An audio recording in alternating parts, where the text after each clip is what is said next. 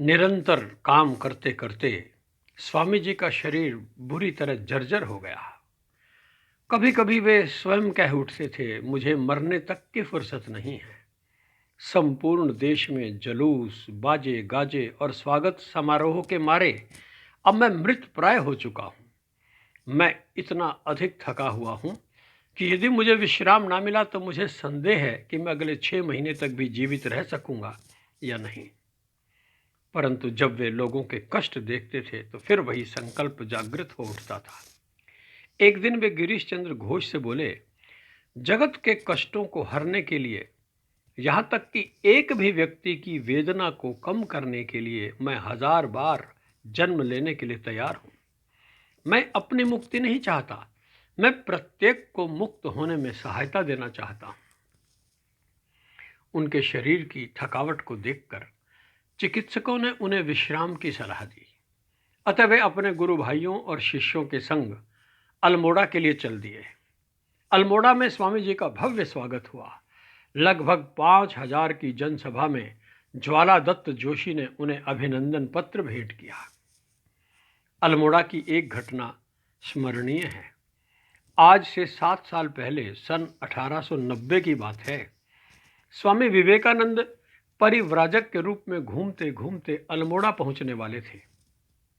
पैदल थे, कई दिनों से निराहार थे और खूब चल चुके थे। शरीर लगभग निढाल हो चुका था। अल्मोड़ा पहुंचने में 2 मील की दूरी थी। उनके शिष्य ने उन्हें रोका भी कि वहीं आराम कर लिया जाए, परंतु स्वामी जी जैसे तैसे हिम्मत करके बढ़ते चले गए। परंतु शरीर जवाब दे गया। वे वहीं अचेत होकर गिर पड़े। तभी वहां एक मुसलमान फकीर आया। उसकी कुटिया पास ही थी। उसने एक सन्यासी को इस तरह बेहोश हालत में देखा तो फट से अपनी कुटिया में गया, परंतु था वह भी फकीर। उसकी कुटिया में खाने के नाम पर एक ककड़ी थी। वह उस ककड़ी को ले आया, परंतु स्वामी जी तो इतने दुर्बल हो चुके थे कि ककड़ी को मुंह तक ले जाने की ताकत भी शेष नहीं बची थी। तब फकीर ने अपने हाथ से उन्हें ककड़ी खिलाई, जिससे उन्होंने थोड़ा स्वस्थ महसूस किया। भला ये ककड़ी स्वामी जी कैसे भूलते।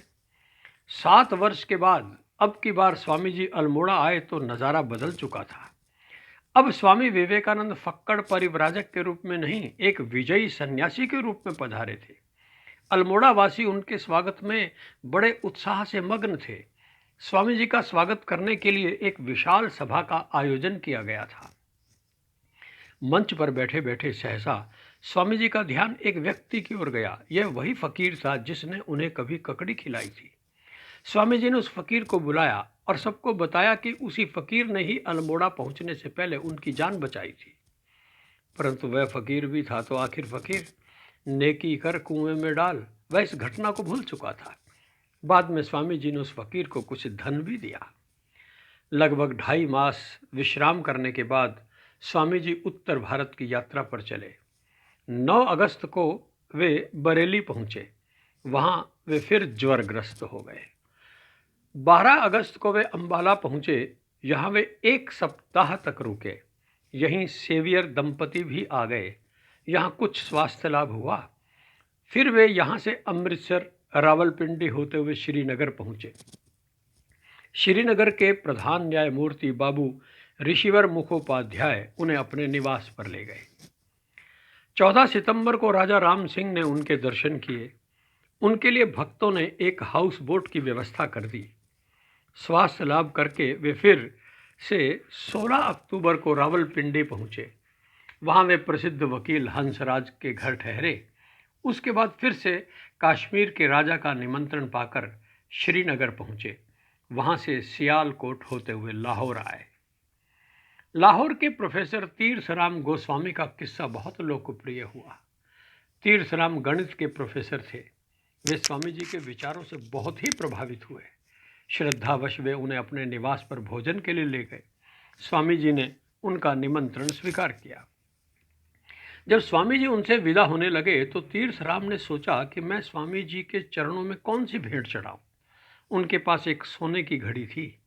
उन्होंने घड़ी उतारी और स्वामी जी को भेंट कर दी। अक्सर स्वामी जी इस प्रकार भेंट स्वीकार नहीं करते थे, परंतु तीर्थराम की श्रद्धा देखकर उन्होंने वह घड़ी स्वीकार कर ली। तीर्थराम बहुत आनंदित हुए, परंतु दूसरे ही क्षण स्वामी जी ने वह घड़ी तीर्थराम की जेब में डालते हुए कहा, अब मैं यहाँ से इस घड़ी की सेवाएं लूँगा। यह सुनकर तीर्थराम मंत्रमुग्ध हो गए। वे उनके परम भक्त हो गए। उन्होंने नौकरी से त्याग पत्र दे दिया और वेदांत के प्रचारक बन गए। वे प्रतिभाशाली थे। उन्होंने बाद में अमेरिका, मिस्र और भारत के अनेक स्थानों पर प्रचार किया। लाहौर से स्वामी जी विश्राम के लिए देहरादून पहुंचे। वहां रहते हुए उनके पास खेतड़ी के निमंत्रण आने लगे, अतः वे कुछ दिनों के लिए दिल्ली रहकर अलवर पहुंचे। खेतड़ी महाराज अजीत सिंह ने खेतड़ी से 12 मील दूरी पर स्वामी जी का पहला स्वागत किया। वहां से चलकर उन्हें समारोह पूर्वक लाया गया। सारा शहर मानो उत्सव में झूम रहा था। खूब आमोद प्रमोद हुए, आतिशबाजी हुई, दरिद्र नारायण को भोजन कराया गया। सभी राज कर्मचारियों तथा दरबारियों ने उन्हें 2-2 रुपए तथा स्वयं राजा ने 3000 स्वर्ण मुद्राएं भेंट की। विवेकानंद ने अपने ओजस्वी भाषण में कहा कि वर्तमान में ना हम हिंदू हैं ना वेदांती, हम छुआछूत पंथी हैं। रसोई घर ही हमारा मंदिर है और पकाने का बर्तन ही हमारा उपास्य है, और मत छुओ ही हमारा एक मंत्र है। इस कुसंस्कार को दूर करना होगा। यहाँ के 2 संस्मरण उल्लेखनीय हैं। श्री रामकृष्ण परमहंस का जन्मदिन आ गया। स्वयं विवेकानंद ने उस पवित्र दिवस को मनाने की बागडोर अपने हाथों में संभाली।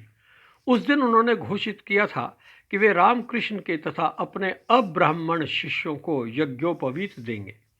अतः उन्होंने लगभग 50 व्यक्तियों को गंगा स्नान कराकर रामकृष्ण के चित्र के सामने यज्ञोपवीत तथा गायत्री मंत्र प्रदान किया।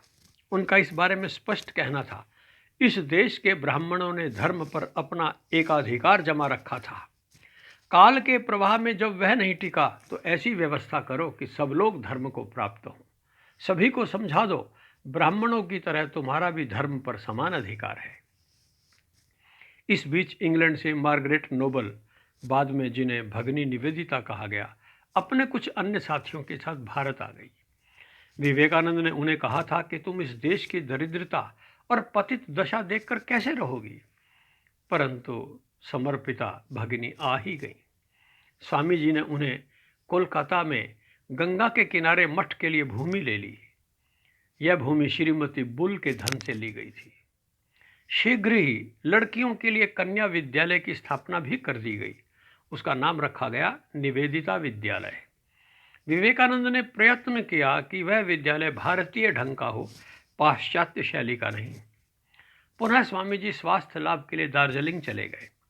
स्वामी जी ने अमरनाथ की यात्रा करने का संकल्प किया। वे भगनी निवेदिता के साथ उस बीहड़ यात्रा पर निकले। अन्य यात्रियों के साथ चलते चलते जब वे सन्यासियों के बीच अपना तंबू गाड़ने लगे तो अन्य सन्यासियों ने एक अंग्रेज महिला को साथ देकर इस पर आपत्ति की, परंतु विवेकानंद कहाँ मानने वाले थे। वे वाद प्रतिवाद करने लगे। इस पर एक नागा साधु ने उनसे निवेदन किया, स्वामी जी, हम मानते हैं कि आप में शक्ति है, मगर आप इस प्रकार उसका प्रदर्शन मत कीजिए। विवेकानंद ने अपनी गलती मान ली और प्रतिवाद बंद कर दिया। तब सभी सन्यासियों ने उनका तंबू सबसे आगे स्थापित करने की सहमति दे दी। अगले दिन सभी साधु विवेकानंद के ज्ञान से इतने प्रभावित हुए कि वे स्वयं भगनी की देखभाल करने लगे। इस बीच कश्मीर के राजा ने उन्हें संस्कृत की स्थापना के लिए झेलम नदी के तट पर भूमि देने का वचन दिया था, परंतु विरोध के चलते उन्हें वह स्थान नहीं मिल सका। राजा की ओर से उत्तर दिया गया कि वहां पश्चिमी मेहमानों के लिए कैंप लगाए जाते हैं, इसलिए वह भूमि मठ के लिए नहीं दी जा सकती। निवेदिता इस उत्तर को देखकर बहुत क्षुब्ध हुई। वह हैरान थी कि दूसरे देश में जाकर उनकी जमीन का मनचाहा इस्तेमाल करना कहाँ का न्याय है।